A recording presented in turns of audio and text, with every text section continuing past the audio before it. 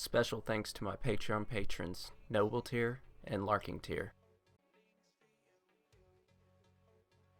Hey guys, it's Michael and I'm back for another reaction video, and we're finally back with another MrBallen. And in this one, the title is "This Ritual Will Kill You," and apparently there's distressing images, so if you have any problems with that kind of stuff, either don't watch the video in general, or just listen to the video, because the last thing you want is to be watching something and go through a crisis of sorts. But I don't have any issues with that, so let's get straight into this video. I thought I would do a newer one since I've been doing a lot of older ones with the Missing 411. I'm really interested in that series the most, but I also like his other series, like just of stories in general. I don't know what this one is, it's just about a ritual that I know of. But yeah, let's get started.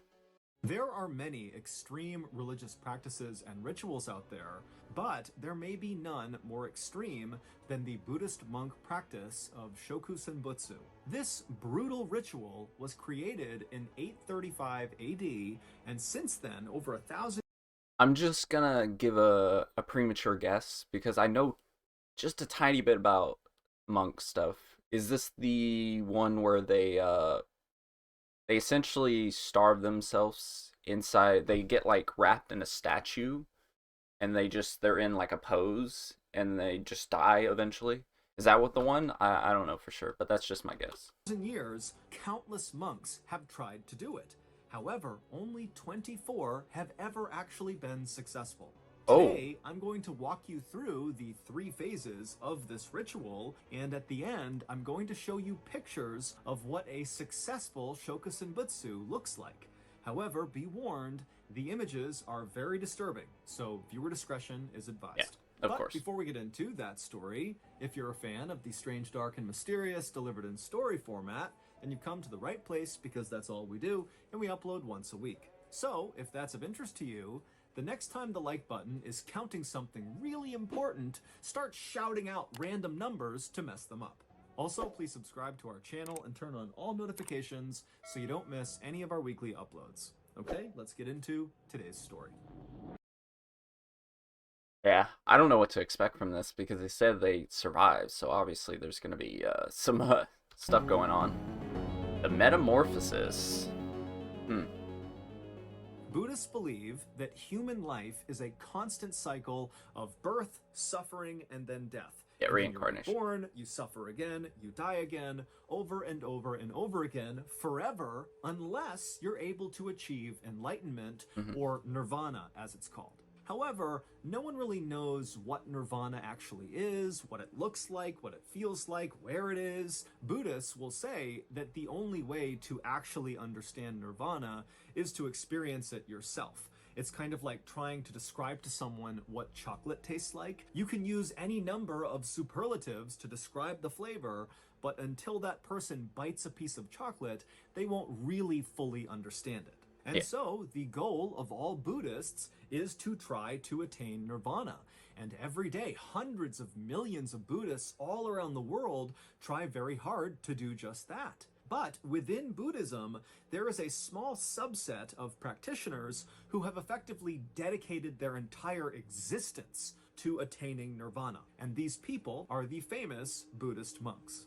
It is extremely difficult to become a Buddhist monk, because the sacrifice is enormous. You have to leave your family, your friends, society, all your possessions, your name, your status, everything, and go live in a monastery, which is a kind of isolated place where monks live, and there you will spend your life living this very simple, very strict religious life, where basically all you do is try to attain nirvana. As a result of this yeah, it's literally just like they go there and they meditate for the rest of their life, which is crazy. That's gotta be, that's some crazy stuff. Extreme lifestyle that Buddhist monks live, they have developed a reputation for being some of the most disciplined people on the planet. But even by Buddhist monk standards, their sacred ritual of Shokushinbutsu takes discipline to a whole nother level.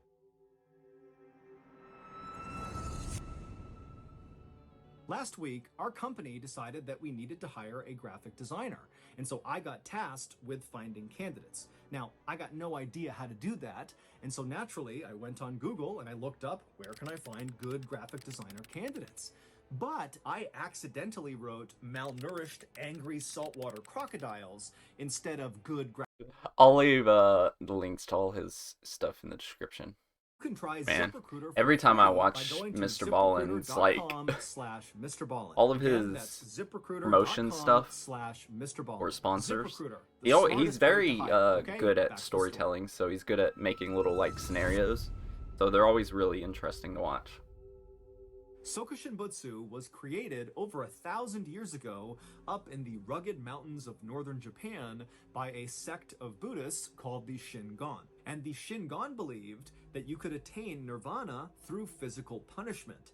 And out of that idea was born the incredibly brutal Sokushinbutsu ritual. In short, Buddhist monks can choose to participate in this ritual, and if they successfully complete it, they might attain nirvana, but they won't know until the ritual is over. Meaning it's kind of like a big gamble. Put yourself through absolute hell, and maybe you have this huge payoff, but maybe not. However, trying to attain nirvana through other means was really difficult. There was no other really clear pathways to nirvana, and so having this one distinct pathway, no matter how difficult it was really appealing. And so since its creation, hundreds and hundreds of Buddhist monks have tried it, and maybe less than 100 have actually successfully completed it, and then of that 100 or less, only 24 have actually attained nirvana through this process.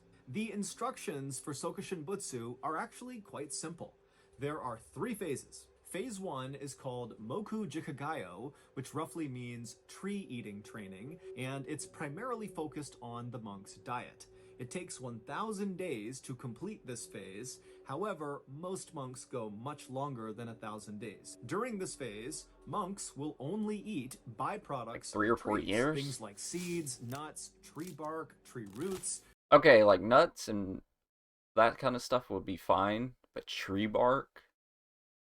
Seeds might even be fine. Seeds and nuts would be fine, but bark, that's crazy. Pine needles, and they will collect all this food on their own. It should be noted, though, that some monks in this first phase will ingest small rocks. This is likely done because they are starving and they can't find food, and by eating the rocks take up space in their stomach and kind of curb their appetite a little bit.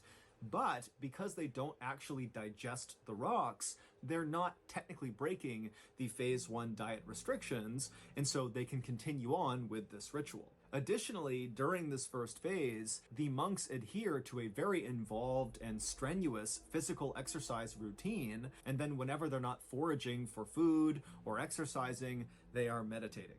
At the end of the 1,000th day of phase 1, if the monk has survived, because sometimes phase 1 monks do die mostly from starvation, it is up to them if they are ready to move on to phase 2. This decision ultimately comes down to whether or not, 1, the monk actually adhered to the strict rules of phase 1, something really only that monk would.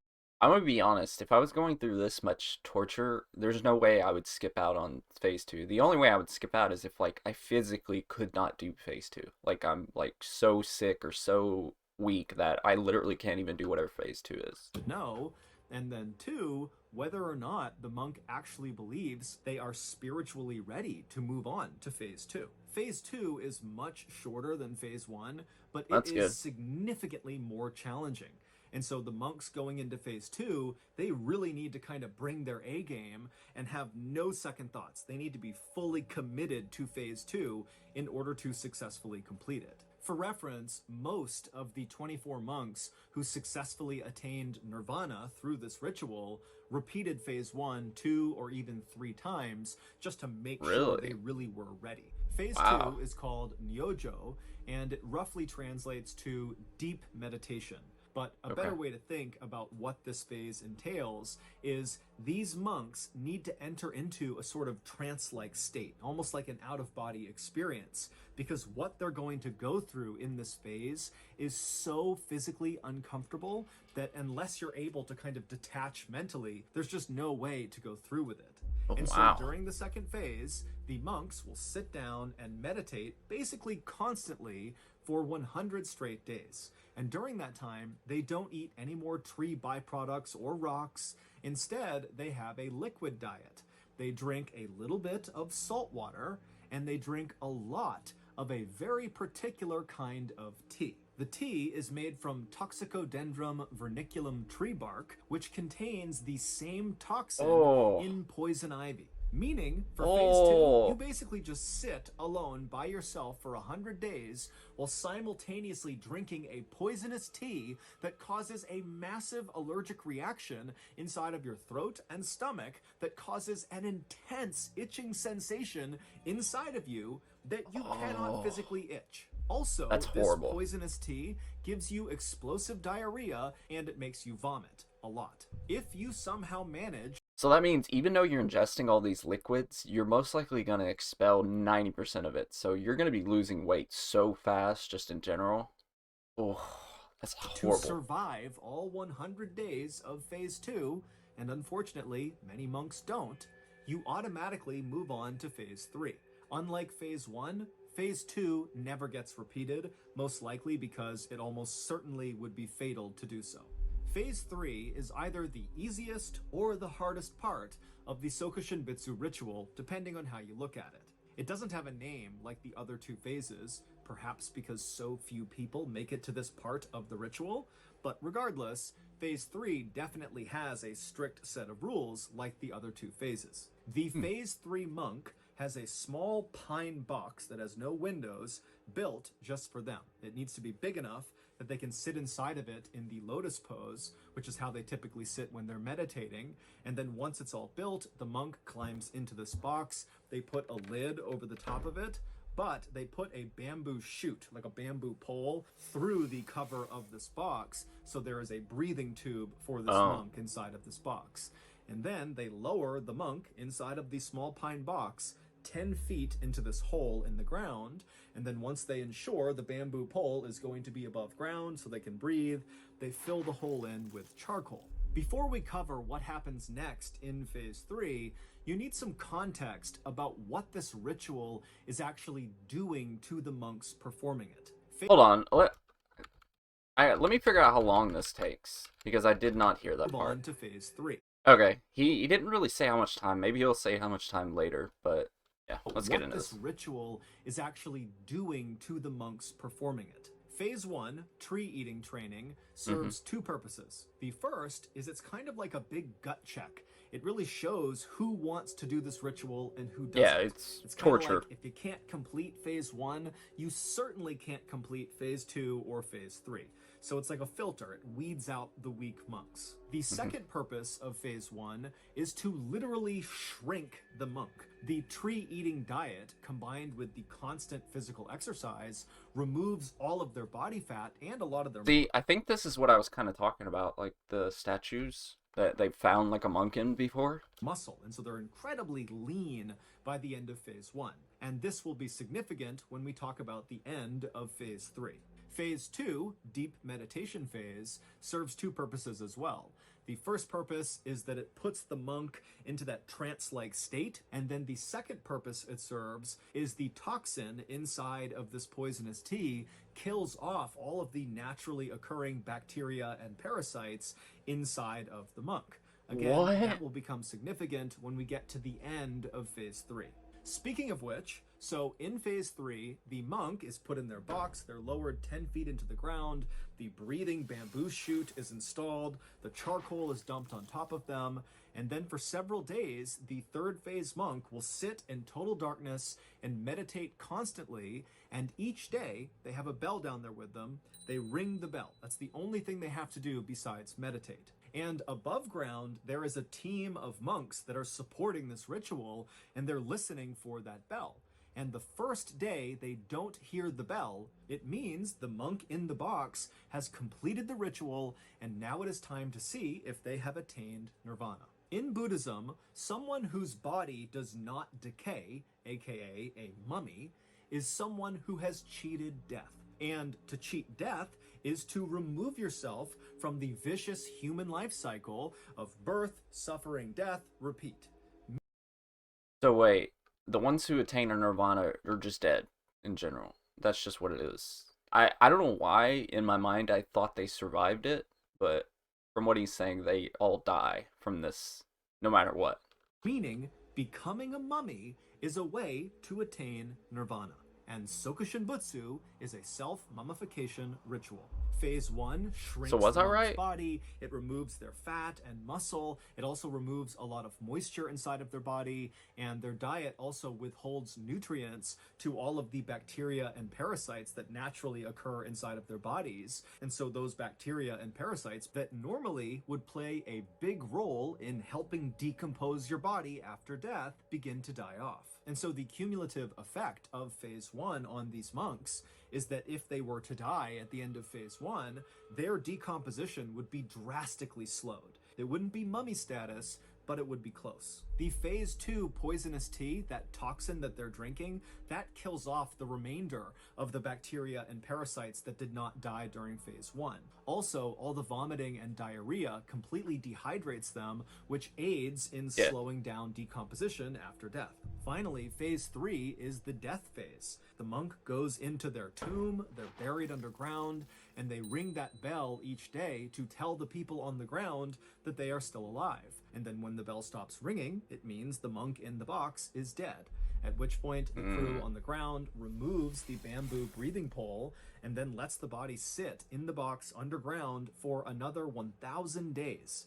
And then after 1,000 days, they pull the box up, they lift the lid off, and if there is little to no signs of decay on their body, it means the self-mummification ritual worked, they're a mummy, they've attained nirvana, and now their body is holy. And so they're brought out of the box, they're dressed in robes, they're placed in the monasteries, and they are worshipped. As for the unlucky monks who get to the end of Sokushin Butsu, but are found to be decomposing inside of their box when they're brought back up again, they're just placed back inside of their pine box and buried, and they are not worshipped. Sokushin Butsu was made illegal in Japan in the late 19th century, but we know monks continued to practice it into the 20th century, and in theory, today, monks still might practice it in secret.